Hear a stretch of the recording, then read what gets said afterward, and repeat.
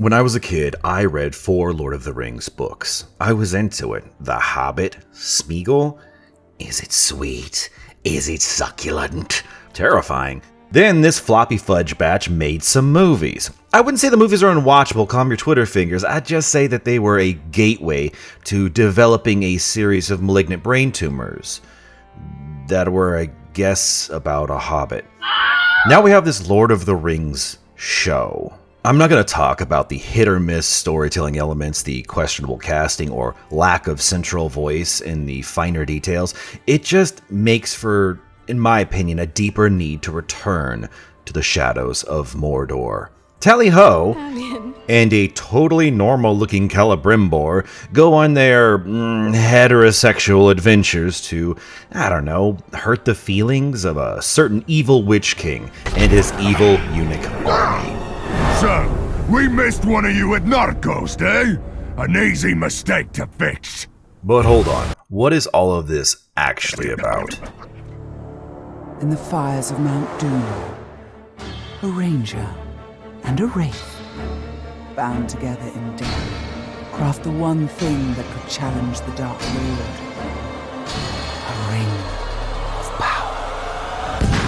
Power can blind those who seek it, and even the strongest bonds can be broken. Well, clearly Wish.com Viggo Mortensen is off his bipolar medication again, and he's making risky choices. Celebrimbor likes it though, so he put a ring on it. And now they're gonna make his ex so jealous. If you were an immortal elf and you chose to enter another man's body just to go to war with your ex, you might want to consider therapy instead. A person wiser than myself once explained the importance of creating an antagonist that has their own desires and motivations. Motivations that the antagonist deems viable enough to call themselves the hero of their own story. Part of the artifice that the Middle-earth games have going for them is stepping over the vaguely evil machinations of Sauron to showcase the absolute splendor that is the Uruk-hai. You may have heard of one like me. It prances, dances, and sings with glee. Wherever there's strife, the singer is there. He slaughters and slays with such merry flair. I sing this song with all my breath. Take heed, for this interlude ends with your death. Yeah, right. Welcome to Middle-earth. These aren't the weaklings from the show getting outplayed by their slaves and crying about sunblock. When you crank the difficulty up, you can get disemboweled by even the dimmest of bulbs.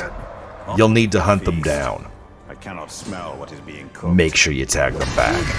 Back? But I killed you. I killed you dead. You're back? This leads into the best bits of what makes this game dynamic and fun. Uruks have become proper characters in the shadows of Mordor. They have real motivations, like savoring delectable violence, You're giving out pain. I want some.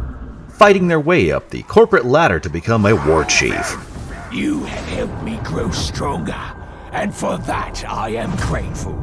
But I desire still greater power, and serving you, I will never attain it. drinking grog. You think you'll get one sip of my grog? No, it's not.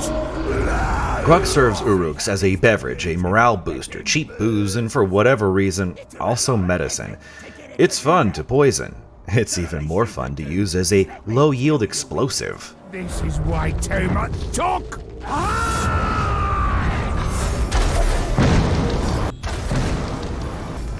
It's psychological warfare tactics like this that inspire some of the most interesting moments in the very reactive and volatile world of Middle-earth. Who's blowing up all the grog? First of all, that makes me thirsty. And B, and it what? Second, it's just grateful. Playing to strengths and weaknesses of the Uruks are just as important as the unique character of each Orcish captain that inhabits the world. This intrigue of personalities based on decent writing and great voice acting becomes an honest major selling point to try Shadow of Mordor and its sequel.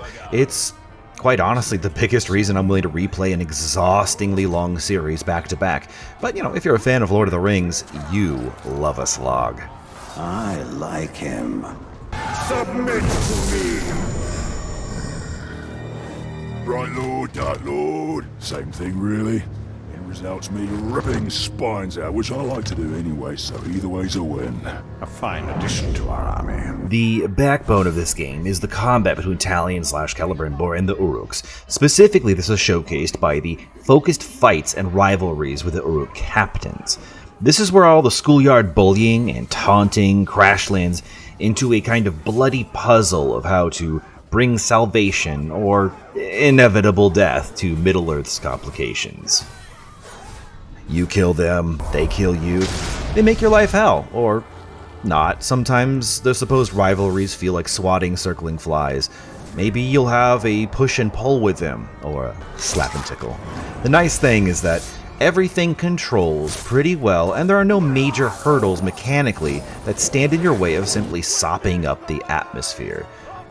This frees you to truly absorb the pang of betrayal and the sunken depths of being murdered by a bigger, badder orc boy. Told you I'd defend this fort like it was my own. Turns out, it is. It's easy to get, we'll call it, emotionally invested.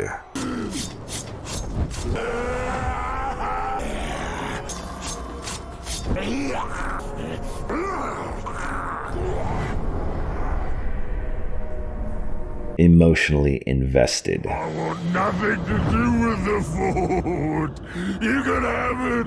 It's your fort, alright? Excessive? Hardly. The betrayals and ambushes can and will get wild. So I'm gonna slice it off your head! I'll kill you if I must, yes? No matter what you say. Hi there! Oh, you knew this day was coming. This is why proper management, team building, and synergizing strengths and weaknesses is important. When you begin to establish relationships with some of the Uruks, the adventure begins to change to something a little more dating simulator, but based. The thing is to remember that an orc is an orc, and you're going to have your heart broken. Are you still angry about my betraying you? You really need to let that go. I'm an orc. It's what we do. Middle-earth teaches you about abusive relationships. You get to know what it feels like to get cheated on by someone you trusted. You'll lose friends. You'll also learn resilience and how to have emotional security and self-reliance.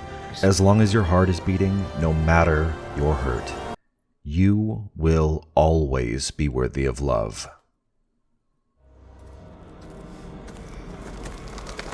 You must have rocks in your head!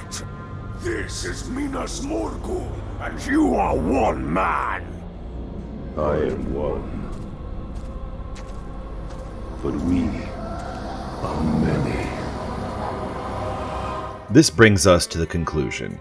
You might expect a grand turn of phrase to tie all this together with a recommendation. Really put a bow on it. Well, sorry champ, Daddy's day drunk and you're gonna miss T-Ball today. These games are on sale often enough. It's a good get around to it kind of experience, but no pressure. Just, check it out if you want. Or don't. It's not like the Dark Lord will be returning your texts anyway.